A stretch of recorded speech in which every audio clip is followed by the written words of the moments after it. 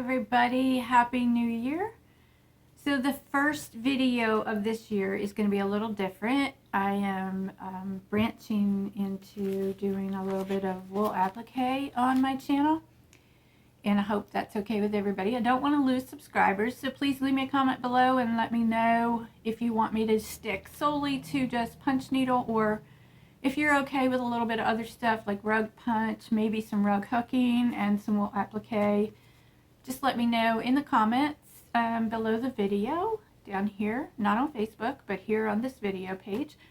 And let me know what your thoughts are about doing some other things. So anyway, I've done, if you saw my last video, I did a review of all the punch needles that I did in 2020, which were a lot. So I'm going to take a break for a little bit, maybe just a couple days, maybe just one day, maybe a month, I'm not sure. But anyway, this year, I'm going to start with this wool applique pattern. I've had it a really long time, and I never made it. So I'll show you a close-up here. This is called Spring Barnyard Wool Applique Runner. It's by Bird in the Hand Primitives, and it is copyrighted 2012. So I don't know how long I've had it. Hopefully not that long it's been sitting in my stash. But anyway, I'm going to take you with me today as I prep this for the stitching. So I'm going to show you step by step how I do everything. This is my way. It's not everybody's way, but this is the way I do it. The glue that I use is Aleene's tacky glue. I don't use pins because my threads always get caught on them, so I don't like them. I have used a glue stick in the past. That works too. I use an iron to do the freezer paper. You do want to make sure you turn the steam off. Doesn't matter what brand iron you use. You can use a cheapie. You can use a used one from the thrift store. It doesn't matter. Anyway, so I'm going to get started. Okay, so Happy New Year again. And please, if you haven't yet, right below this video, there's a little thumbs up. If you want to click on that for me, it helps my channel. The more interaction on my channel, the more comments, the more thumbs up. YouTube will promote it out to other crafters as a suggested video. This is Shorty. He's my co-host, but you won't see him after this because I'm going to focus down here where I'm working. Okay? Talk to you later. Here we go. Okay, so the first thing we're going to do is, this wool has been stashed in a plastic tub, so I'm going to iron it just to flatten it out. Got my iron on high, and I can use the steam for this part. So I'm going to turn my steam back on. Just going to press some of these pieces. This is almost all recycled wool from clothing. Like this is part of a scarf. This is part of a pair of slacks. So it's probably a little bit of wool blend. So that is going to be my bunny there. So I'll show you how I do this pieces after I get this part done. This dark blue is actually yardage that I got. I think it was from a thrift store. I'm not sure which thrift store. It might have been one in Bakersville, North Carolina. And it might have been one here in Lancaster. I'm not sure. So this little piece right here, this is, let me see it close up. It's like textured. That's a little upholstery, like sample that was stapled together with some other ones. But I'm actually going to be able to just fit the little chicken piece on there. So let me turn my steam back off so I don't forget. So here's what I use. Freezer paper from the grocery store. And this is what I'm going to use to transfer the pattern. I'm just going to cut a piece. I apologize if this video gets a little long. I just want to show you step by step how I do this. So I'm going to take this And I need to get this part of the pattern right here, which is the scallops. So I'm going to put shiny side down and just lay it over the pattern and trace the pattern.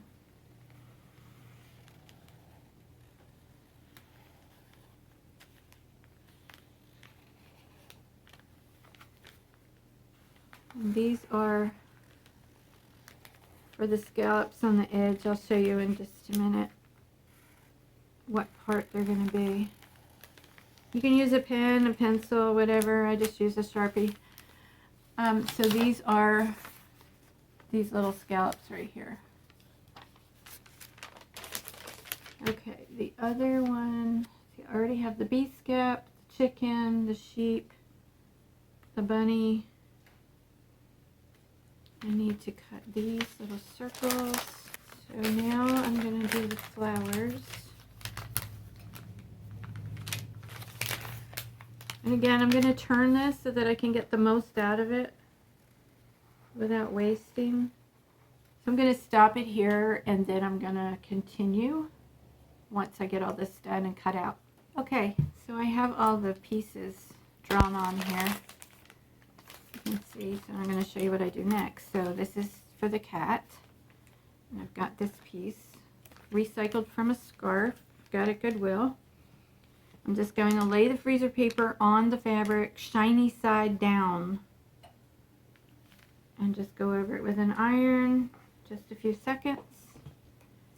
And you can see that now it is stuck on there. It's ironed on. So I already did the bee scap pieces.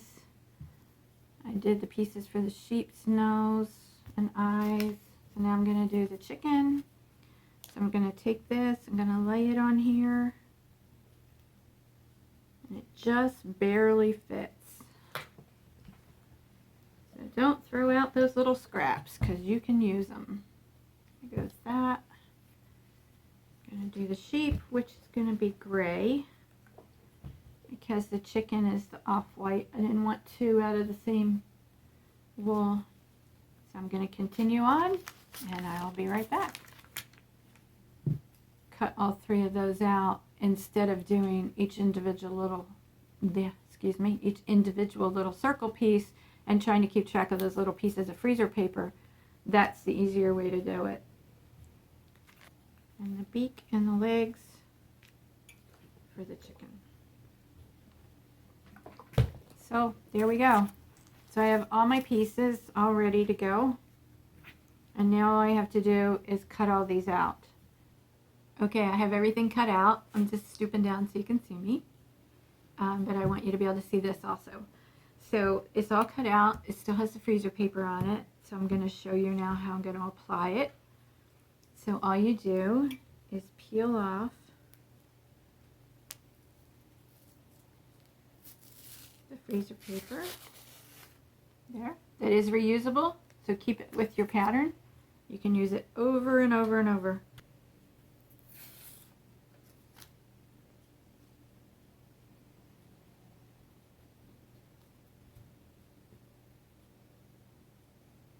If I continue to do this, I haven't done wool applique in a long time, but I have probably done 100 or more of wool applique projects.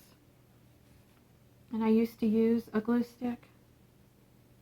And I think I will go back to that just because it's just easier and less messy. Okay, I have everything pieced. And now I'm ready to show you. I'm going to pick it up. I actually coffee stained the chicken, a rooster. You can see the dabs of glue. If that doesn't dry clear and not show up, it's okay because then it looks like a speckled chicken. I did put the words "be kind" on there, as you can see, instead of the date. I believe she had the date of 1801, and I'll show you the pattern again, but I wanted to put my own little spin on that. So there is that. And now it's time to stitch it. That is my favorite part because it's just so relaxing to just sit in the recliner and stitch away. And the stitching adds to the design. My kitty cat's gonna lose his eye there. So here again is the pattern. It does say 1801, but I changed it and put the words "be kind." Changed the colors up a little bit, like the sheep and the chicken are different colors. So that is by Bird in the Hand Primitives. And I am going to get to stitching, and then I'll show you this when it's all done. Okay, bye. Shorty's still sleeping. See, he might have moved. I think he was over there. Now he's over here. All right, guys. I'm going to stitch this up. That's the fun part. See you in a bit. Hi. I decided to show you some of the stitching before I move over to the recliner, just in case you had some questions on that. Sorry, I'm bending down. I'm trying to show you the fabric and myself in the same shot and get close enough to the fabric. So the thread I've chosen to do all the blanket stitching with, which is blanket stitch is what I'll do, is this green. It's kind of a fuzzy, almost like a yarn. Comes on a spool. I got it at a thrift store. I have a whole thing full. This is a great way to display it on top of your pie safe because it gives decoration and storage. And this is what it is. Here, if you can see that, that's the brand. And they're usually like a quarter or 50 cents. It's Clark's Punch Embroidery, Oh So Easy, and it's SEW, Yarns and Threads. I don't know how much is on here, but it's a lot. And I've had it for years. So I wanted to show you the small areas like the cat's nose and eyes, what I'm going to do with that. So all I'm going to do is, it's really hard. Let me see if I can get you closer here. I don't know that I can. But let's see. So I'm coming up. The eye is just a little square, and I'm going to come up in the middle of it. Maybe I should have did a shorter thread. And then I'm just going to the outside and then to the side of the other. I mean, do this however you want. You could just do, you know, so I'm like coming in from the sides and coming in from the top and bottom, if you can see that, toward and landing in the middle. You could also just do a French knot in the middle. You could do an X, anything that's going to hold that down. So with this color thread, you're not even going to be able to see it. I won't, like, as I'm stitching, because it blends in, which is kind of why I chose it. It's got just enough color difference to give some design in it. So what I'm going to do with the nose, so I did the one eye. I'm not sure if you can see it or not. What I'm going to do with the nose, because it's just a long skinny thing here, is I'm just going to do crisscrosses down the nose. So I'm going to do kind of like doing a vertical cross stitch.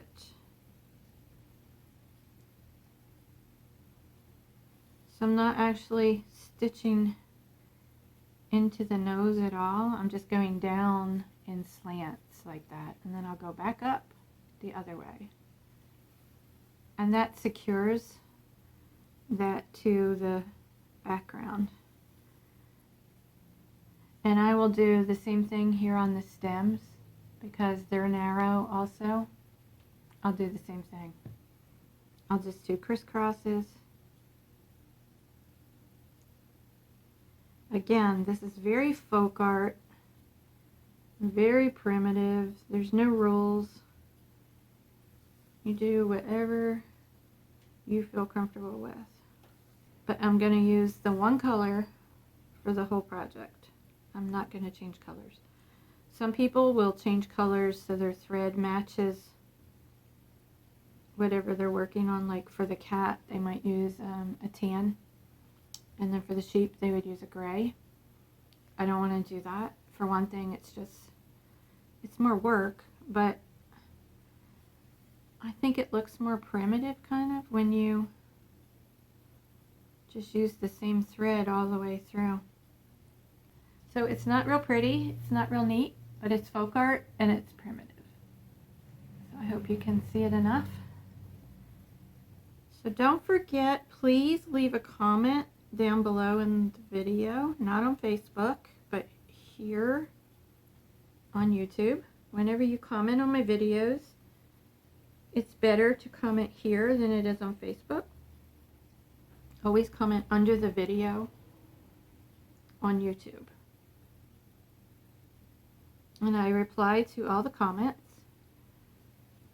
And that lets me know that you're watching, and that what people think. You can give me some suggestions or comments.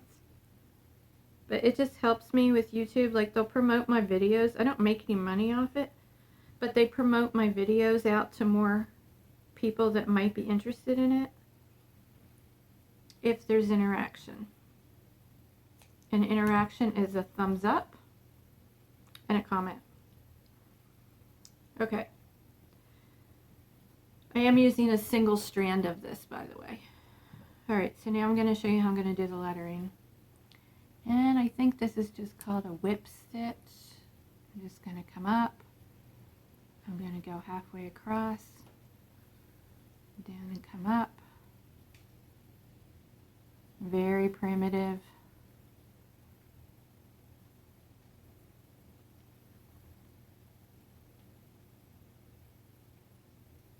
Let me see if you can see that. And then I'll do the same thing on the other side of this piece. So it's just a slip, go down, slip, go down, slip, go down. It's really easy. Okay, so I think that's about all I need to show you. I'm going to do on these lines on the base gap, I'm just going to go completely across it, go under, completely across it, you know, just like skipping like an 1/8 inch in between. So it won't actually be going into the stripe. It'll be going from the top of it to the bottom of it, top to the bottom, but not on that stripe, but in the background base gap. So I'll show you when I'm finished. I'll try to do some close-up shots, and that will probably just be photographs from this point on. When I'm finished, I'll do some close-up shots, and I'll do a whole shot of the whole thing. So again, I am going to finish this up, and then I'll be back with some pictures. Thank you for watching. Again, leave me a comment. Let me know if you want to see more wool applique, if you want to see other things, or if you just want me to stick to the punch needle. I can do either one. Okay, bye. Thanks for watching.